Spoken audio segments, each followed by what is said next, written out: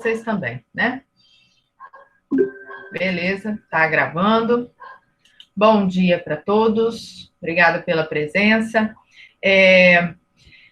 Vou conversar com vocês alguns pontos, assim, né, que tem relação, por isso que eu fiz a pergunta sobre o PISM, né? A literatura do PISM 2, ela é uma literatura que vocês não viram, né? Não sei de onde que eles tiram isso também, porque eles colocam a parte do modernismo, que vocês vão estudar agora no terceiro ano, né?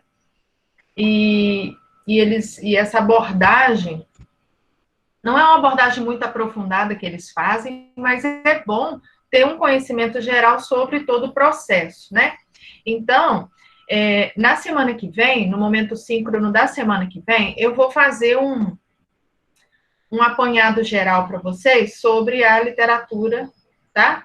Desse módulo 2 do PISM, para vocês. A prova já é, né, no sábado da semana que vem, tá bom? Então, é isso, tá? Hoje, eu vou, né, dando um tempinho aqui, eu vou projetar para vocês a prova do PISM de 2019, né? Foi a última.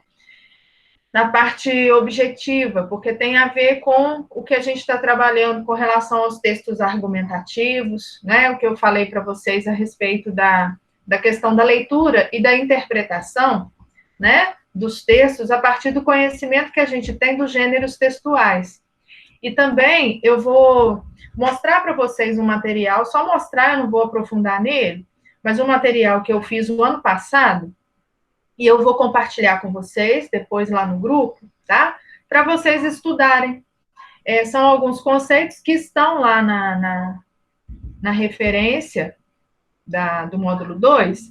São alguns conceitos de texto literário e não literário, e algumas características, né, do texto literário, do texto literário, do texto poético, para vocês lembrarem, porque são conceitos que vocês teoricamente, estudaram lá no primeiro ano, tá? Então, eu tenho esse material e vou disponibilizar para vocês estudarem. Uma revisãozinha de figuras de linguagem, tá? Porque costuma cair nas questões, tá certo? Então, aí eu disponibilizo para vocês. Vou só mostrar aqui, tá? Essa questão, beleza? Então, eu vou projetar aqui as minhas apresentações. Quem tiver alguma dúvida aí pode me interromper, tá? À medida que eu for colocando essas questões para vocês. Então, vamos lá. Bom, no tópico da semana, né, dessa semana,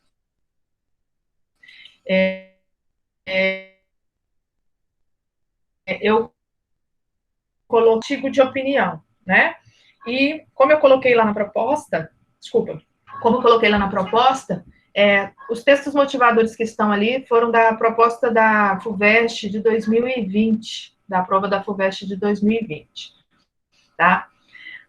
Eu pedi um artigo de opinião porque é mais comum, inclusive, né, como referência de leitura e interpretação em processos né, no Enem ou no próprio PISM, em vestibulares, tá?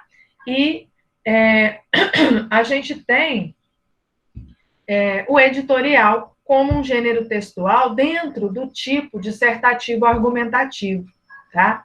Então, a gente tem, parece que é a mesma coisa, né? Parece que é o mesmo tipo de texto, mas não é. O suporte é o mesmo do artigo de opinião, porque ele vai ser trazido em jornais, revistas, publicações periódicas, em sites, em blogs, né? No próprio Instagram da Folha de São Paulo, por exemplo, né? Tem sempre uma postagem, sempre vem uma postagem e em cima dizendo o que a Folha pensa. Ali é um trecho de editorial, né, daquele veículo de comunicação que é a Folha de São Paulo, ou seja, o editorial é o posicionamento daquele veículo, né, daquele veículo de comunicação, diferente do artigo de opinião, que é o posicionamento de um articulista, né, da pessoa que está escrevendo aquele texto, que nem sempre o posicionamento dele coincide. Bom dia, Rafaela. Nem sempre o posicionamento do articulista ele coincide com o posicionamento daquele veículo, né, do qual ele faz parte. Tá? Isso pode acontecer. Mas o artigo de opinião ele é mais comum, né, de circulação nesses processos que vocês, né, vão participar aí, tá certo? Então, assim, no arquivo eu trago essas características do editorial, tá? A questão da argumentação, da mesma forma como há o trabalho da argumentação no artigo de opinião e nos textos dissertativos argumentativos de um modo geral, o editorial também faz da mesma forma, não é? Então, eu coloquei aqui, destacando esse argumento, esse posicionamento, tá bom? Então, assim, o material tá bem assim, né? Bem intuitivo, né? Auto-instrutivo aqui.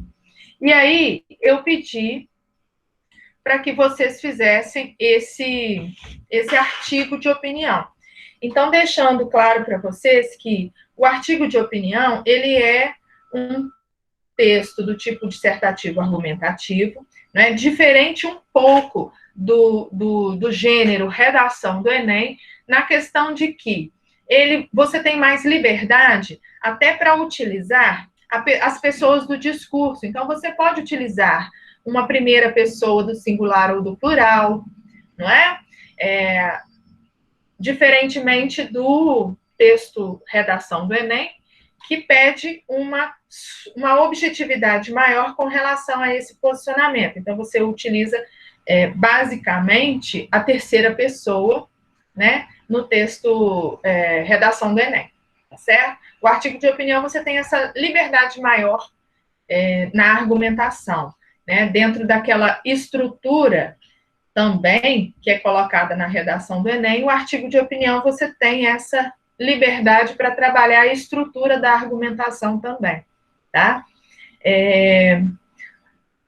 Porque a redação do Enem, ela pede, assim, em cada parágrafo de desenvolvimento, um repertório ali para você trazer a sua argumentação, né? O artigo de opinião, você pode variar esse tipo de repertório, né? Basear mais no senso comum. Então, assim, você tem mais essa liberdade. E também a questão da conclusão de que você não precisa trazer uma proposta de intervenção. Não é necessário, mas pode, tá? Se você quer escrever o artigo de opinião mais ou menos nos moldes da redação do Enem, também é válido, tá certo? Não tem essa rigorosidade, tá? Então, só para destacar para vocês a questão dos textos, né? Da questão de como ler e interpretar os textos motivadores para conduzir a sua redação. Então, isso é muito importante quando nós vamos escrever qualquer gênero textual, né? Se esses textos motivadores eles não fossem tão importantes, eles não estariam ali na proposta. Então, é você, né, identificar qual é o caminho, né, que você deve seguir, né, direcionado por esses textos motivadores, tá? Então, isso é muito importante, essa leitura atenta desses textos. Então, nessa proposta da FUVEST, eles trazem, né, uma tirinha do Luiz Fernando Veríssimo, né, questionando a invenção da roda, ou seja, questionando, né, será que realmente a humanidade, né, valoriza, principalmente, olha só, né, a história do mundo é o título, né, trazido aqui nessa tirinha, a história do mundo. E nesse questionamento, né, da invenção da roda, mas já me arrependi de ter inventado a roda. Então, será que a humanidade valoriza mesmo, né, como deveria, todo o conhecimento científico e tecnológico produzido até agora? Será que tem, né, essa valorização, principalmente pela temática que é colocada, é o tema, né, o papel da ciência no mundo contemporâneo, é o tema que é colocado para ser trabalhado, qual o papel da ciência no mundo contemporâneo? Então, traz várias reflexões, né, a respeito desse papel da ciência. E vocês podem observar, nesses textos, tem uma música do Gilberto Gil, né? Tem um texto do Carl Sagan, ou Sagan, né? E tem um outro texto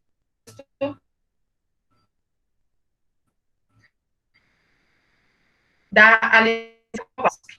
Esses textos, né, esse do Ciência, são textos de circulação, de divulgação científica, né? São textos reflexivos, são textos argumentativos, né? Eles mostram um posicionamento diante dessa questão do papel da ciência, não é? Mas qual é o foco central desses textos todos? Não é a questão não é discutir, por exemplo, essas coisas esdrúxulas que andam por aí, né? Que discutem se a Terra é redonda ou não, né? Não é isso. A questão que envolve todos esses textos aqui, né? São questões muito mais profundas. Por quê?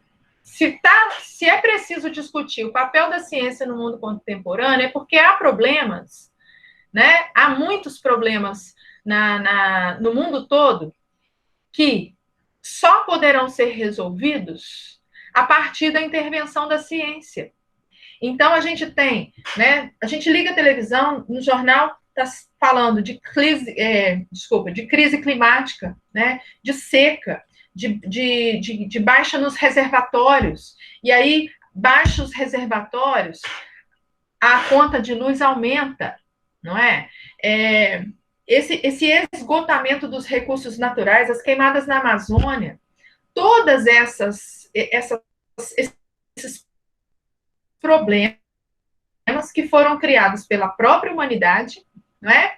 E que só a ciência, que só a tecnologia é que podem intervir e resolver esses problemas. Então, nesse sentido, né, a condução desse texto, e ao mesmo tempo, né, a ciência é importante para resolver, né? Mas como diz o texto 5 aqui, vivemos num mundo em que pessoas usam a ciência para negar a ciência.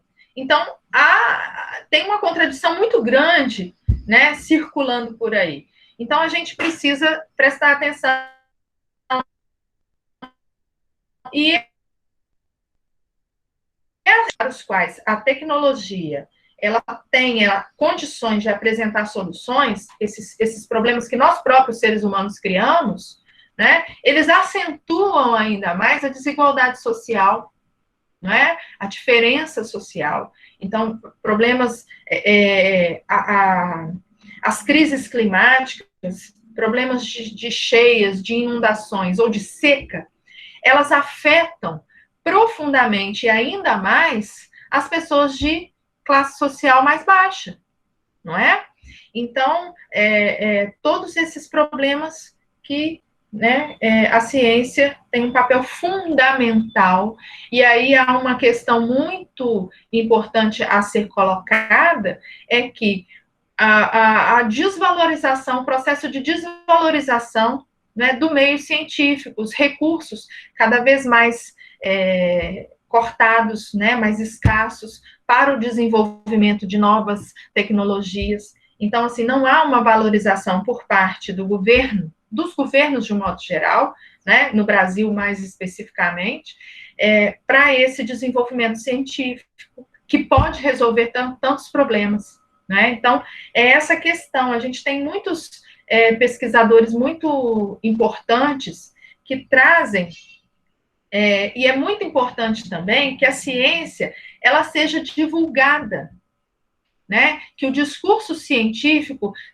seja acessível para todas as pessoas. Por isso, os textos de divulgação científica, que é um gênero textual, argumentativo também, né, ele é muito importante porque, numa linguagem mais acessível, ele divulga a ciência.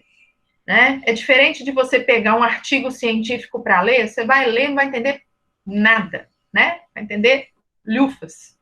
E aí você pega um texto de divulgação científica que é escrito, né, por um cientista, mas numa linguagem mais acessível. Nós temos um físico muito conceituado no Brasil, chamado Marcelo Gleiser, que tem diversos textos de divulgação científica que circulam por aí, e o Marcelo Gleiser, ele tem essa linguagem né, mais acessível para explicar eventos, fenômenos naturais, científicos, tá? Então, isso é muito importante a gente observar para analisar e interpretar os textos. O Carl Sagan também é um escritor no nível do Marcelo Gleiser. Então, a gente tem essas questões que podem ser observadas nos textos motivadores, né? A questão das fake news, né? Como as fake news, elas perturbam, né, o desenvolvimento da ciência, elas perturbam a produção científica, porque as pessoas usam a ciência para negar a ciência, no sentido de que elas usam a tecnologia que que o próprio conhecimento científico produziu, usam a internet, usam as redes sociais para negar a própria ciência. Então, assim, é extremamente contraditório, não é? Beleza, gente. Então, eu queria, né, pontuar essa questão para vocês observarem, né, a leitura do texto motivador, tá? E a condução da sua produção textual, tá? Não só nesse texto, né, que objetivamente é o que vocês vão produzir ou já produziram. Até comecei a corrigir ontem, mas vou dar andamento hoje, tá? Para quem já entregou. Bom, posto isso, eu quero mostrar para vocês a prova de 2019, foi feita no final de 2019, né, do módulo 2.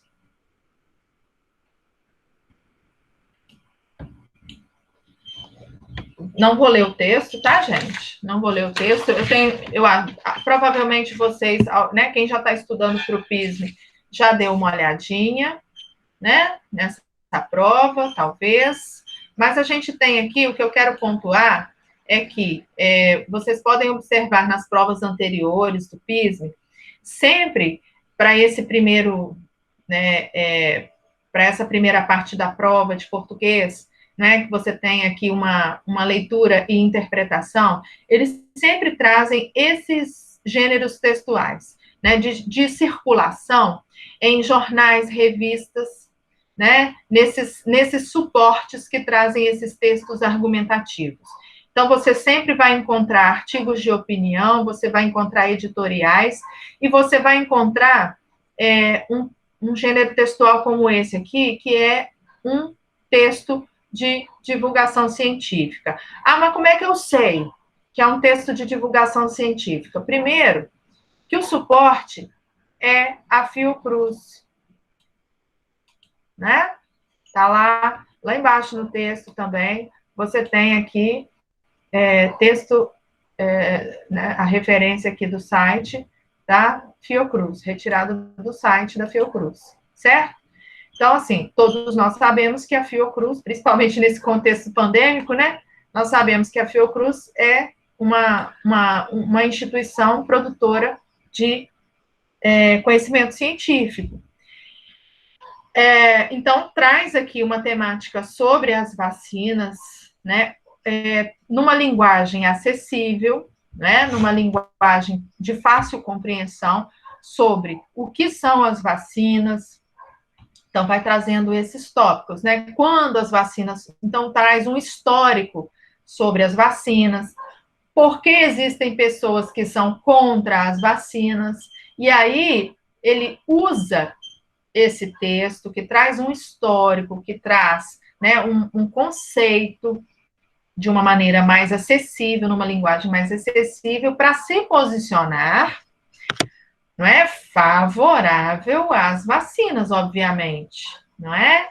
Então, você tem aqui todo essa condução, né, do texto para um determinado posicionamento. Então, não está perguntando aqui, na primeira questão, não está perguntando a que gênero textual, né, pertence esse texto, mas, na sua leitura, você é capaz de identificar, para poder identificar, não é, a ideia central, o objetivo geral desse texto, que no caso dessa primeira questão, né, é assumir um ponto de vista a favor das vacinas, apontando a importância delas na erradicação de várias doenças. Então, você tem todo esse posicionamento que é descrito aqui, né? Aí, na segunda questão, ele já traz né, aproveitando o próprio texto, traz uma questão de linguística, né? Uma questão linguística aqui sendo analisada no próprio texto. É possível dizer que, dentre os trechos abaixo, retirados do texto 1, o único que apresenta a expressão da condicionalidade, ou seja, indica uma relação de condição entre os fatos apresentados, entre as orações, né? Então, veja bem, a gente tem, na letra C, né, essa expressão de condicionalidade, embora a conjunção, né, o elemento que está sendo usado para relacionar as informações não seja aquele comum que a gente conhece, né, de condição, que é o se. Mas é o efeito de sentido, que eu falo sempre para vocês, a questão do efeito de sentido que essas palavras, esses elementos linguísticos, eles produzem. Então, você tem o quando, não é? Que está estabelecendo essa relação de condicionalidade, que geralmente, a gente conhece como sendo aquele que indica tempo, que indica uma temporalidade, mas aqui ele indica essa condição. Em outros casos, as vacinas não têm efeito no corpo quando o sistema imune não responde, ou seja, se o sistema imune não responde adequadamente, as vacinas não têm efeito no corpo, não é? Então, esse quando aí, ele assume essa relação de condicionalidade, tá certo? Nessa questão. Outra questão com relação à questão linguística, nessa número 3, a gente tem aqui, olha, são coisas que, né, vocês estudaram o ano passado, com relação às classes gramaticais, algumas classes gramaticais, esses elementos de coesão, né, como as conjunções, os pronomes. Então, a gente tem aqui, olha, para isso são compostas por agentes semelhantes aos micro-organismos que causam as doenças, por toxinas e componentes. O que esse que está fazendo aqui? Né? Olha só, são compostas por agentes semelhantes aos micro-organismos que causam as doenças. O que causam as doenças? Os micro-organismos. Então, o que esse que está fazendo aqui? Ele está substituindo a palavra imediatamente anterior a ele. Nesse sentido, quando ele substitui micro-organismos, ele é um pronome. O que é o pronome? Ele substitui um nome.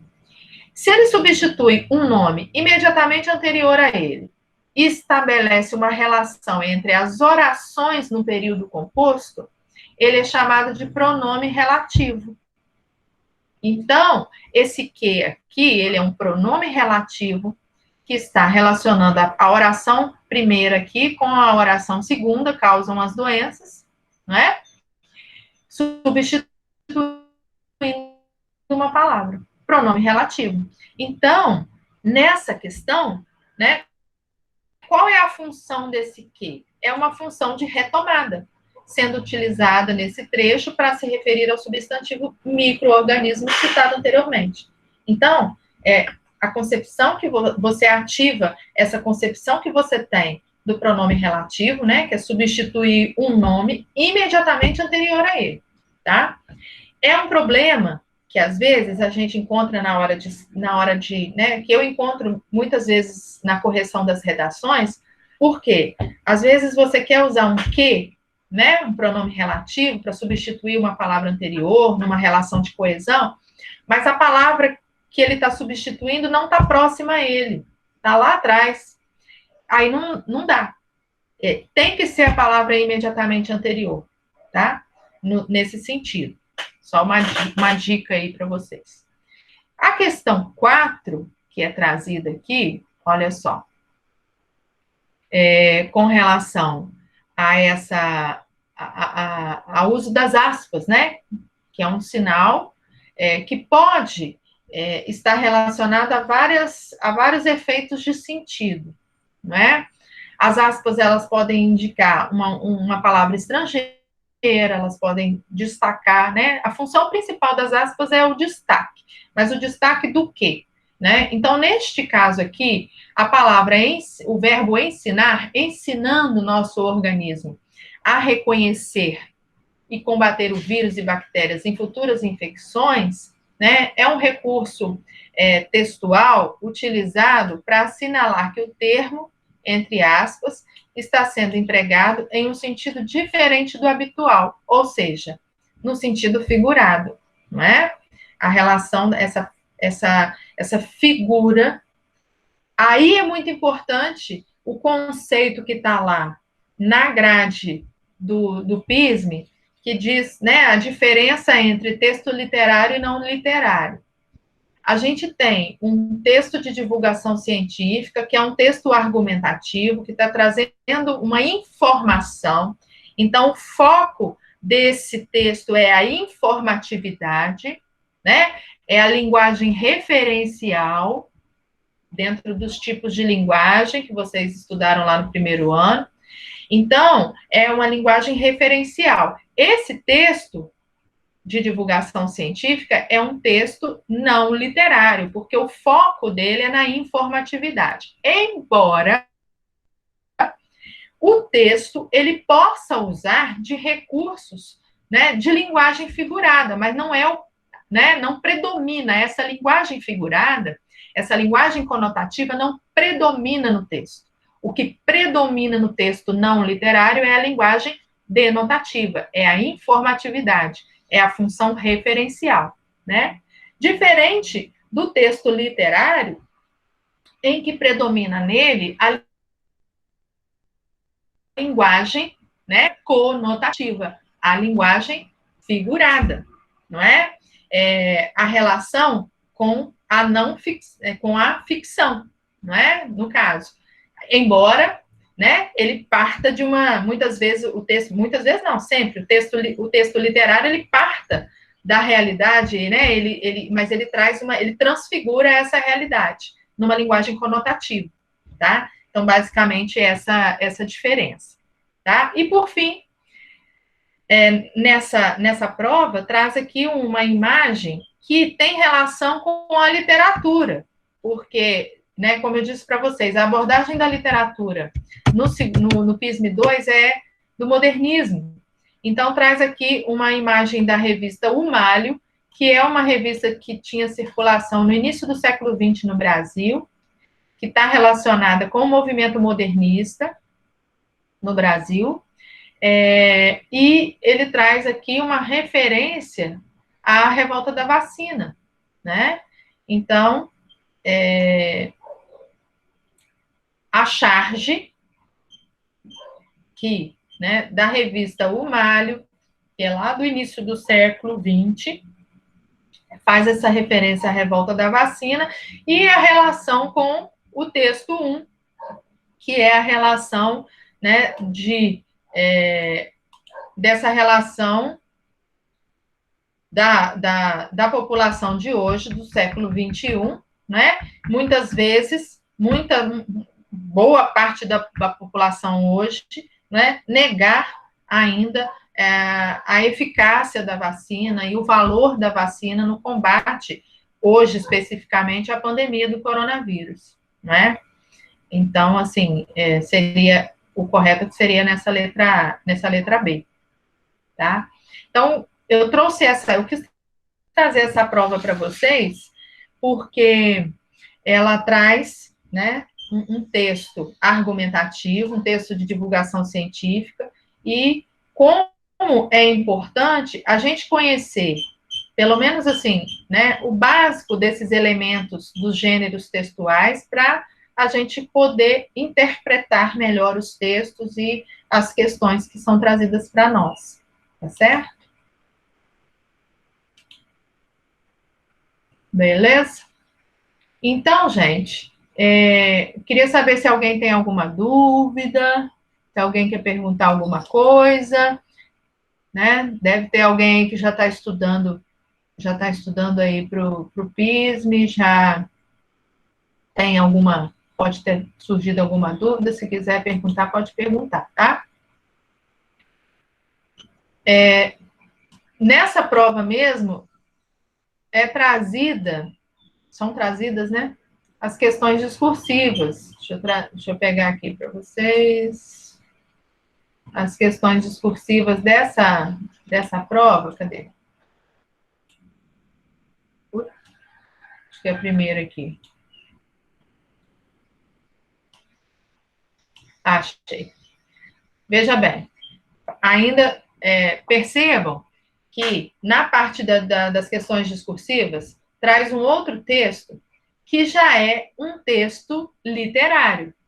Então, diferente, né, do texto 1, que é um texto não literário, em que predomina a função referencial, a função informativa do texto, aqui você tem na referência, né, Rafael Gomes, O Animal de Estimação e outros contos.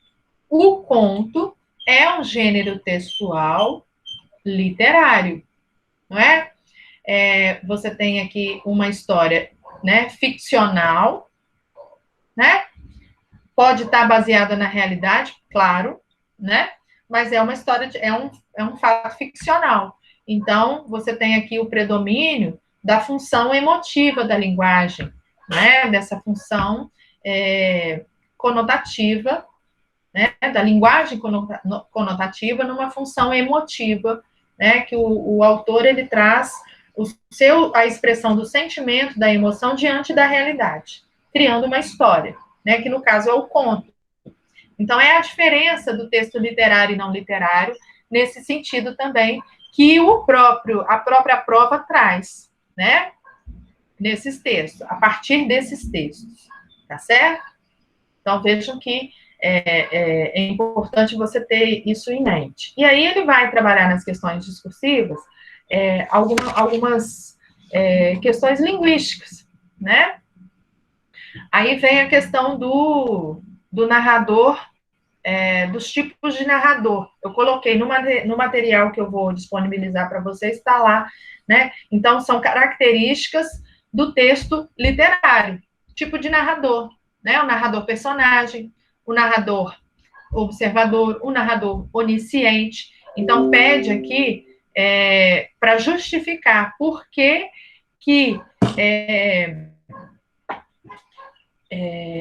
esse narrador, nesse trecho, né?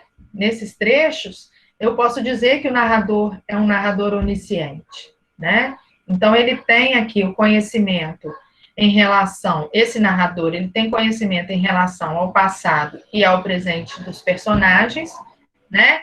E a relação, e ele tem esse conhecimento em relação aos desejos desse protagonista. Então, o narrador onisciente, né, é como se ele sabe, ele não só descreve o fato, né? Ele não só narra o fato, mas ele ele conhece, né, o pensamento, ele presume as ações dos personagens. Então, ele é onisciente nesse sentido. Ele conhece o passado e o presente desses personagens e ele presume, né, os desejos e as ações desses personagens, tá? Então, é essa a questão que é importante. Então, veja que as características do texto literário, que está lá no programa de matérias, né, ela aparece aqui nessa questão. Então, você tem que ter essa, né, essa sacada aí. E aqui aparece uma questão, uma outra questão linguística, que é com relação à pontuação. Então, olha só, releia as frases. Seu Agenor é um sujeito aposentado. Sua única ocupação é construir um novo andar para sua casa. Então, assim, como diz o próprio enunciado da questão, a literatura não obedece necessariamente às leis da língua padrão escrita. Por quê? No item 1, né, você tem uma vírgula aí separando essas orações. Só que, observem que as informações, elas estão separadas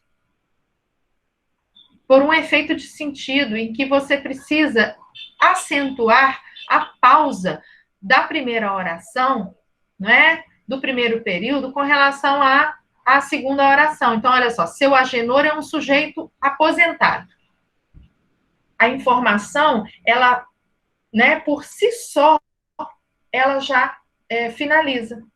Depois vem com uma outra informação, que não tem uma relação nem de subordinação, né, com a oração anterior. Então, essa vírgula aí, ela não é muito adequada. O que seria adequado? Seria adequado se eu colocasse, né, logo depois de aposentado, seu Agenor é um sujeito aposentado, ponto. E aí, letra maiúscula, sua única ocupação é construir um novo andar para a sua casa. Ou, colocar um ponto e vírgula, seu Agenor é um sujeito aposentado, ponto e vírgula. Sua única ocupação é construir um novo andar para a sua casa. Ou, os dois pontos. Por quê? Porque o ponto e vírgula, o ponto ou os dois pontos, eles são sinais de pontuação que vão indicar essa pausa maior entre as informações. Né? A vírgula, geralmente, ela é utilizada, né, para relacionar quando você tem um elemento de coesão relacionando uma oração à outra. Você não tem uma conjunção aqui, você não tem um pronome relativo aqui, você não tem um elemento de coesão que esteja relacionando uma oração à outra. Então, você precisa destacar essa pausa em relação a essas informações, tá? Então, você... também da mesma forma na frase 2, olha, na casa moram apenas ele e a esposa, é uma informação. Não precisam de outro andar. Da mesma forma, eu poderia usar, né? Na casa moram apenas ele e a esposa, ponto. Letra maiúscula, não precisam de outro andar. Na casa moram apenas ele e a esposa, ponto e vírgula. Não precisam de outro andar, tá certo? Então, essa observação também é importante na questão, né, da sua escrita, que eu já observei nos textos de alguns colegas, tá? Essa questão de eu saio colocando vírgula em tudo, sem uma relação de coesão entre as orações. Então, talvez eu precise colocar um ponto, ou um ponto e vírgula, dependendo também da presença de um elemento de coesão. Então, tudo isso, né, é importante observar. E a prova do PISME, ela traz essas minúcias, esses pequenos detalhes para vocês trabalharem. Parecem questões simples, mas não são, né? Precisam desses detalhes aí, ativar esses detalhes, tá? Então, eu vou disponibilizar para vocês lá no grupo, tá? Esse materialzinho que eu tenho, na diferença entre texto literário e não literário, tá? Alguns exemplos, sobre as funções da linguagem, tá? A questão dos elementos da narrativa, todos essas características aqui para vocês. A questão do discurso poético, as figuras de linguagem, tá? Tudo isso tá bem intuitivo também, tá bem autoexplicativo, tá? Mas é isso que eu queria trazer para vocês hoje. No finalzinho tem uma mensagem, né? Desejo a vocês fruto do mato, cheiro de jardim, namoro no portão, domingo sem chuva, segunda sem mau humor, sábado com seu amor. Então, se alguém tiver alguma dúvida, que quiser fazer alguma pergunta, ou tá de boa?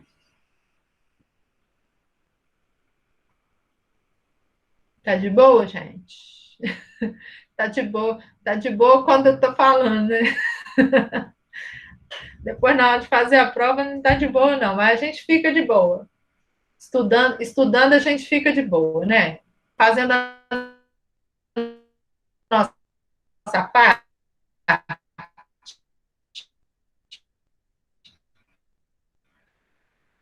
Depois eu coloco lá esse para quem quiser, tá bom? Um abraço. Semana que vem eu abordo a literatura com vocês. Faço uma revisão. Um abraço. Tchau, tchau. Bom final de semana. Até mais. Obrigada, Henrique. Tchau, tchau. Obrigada.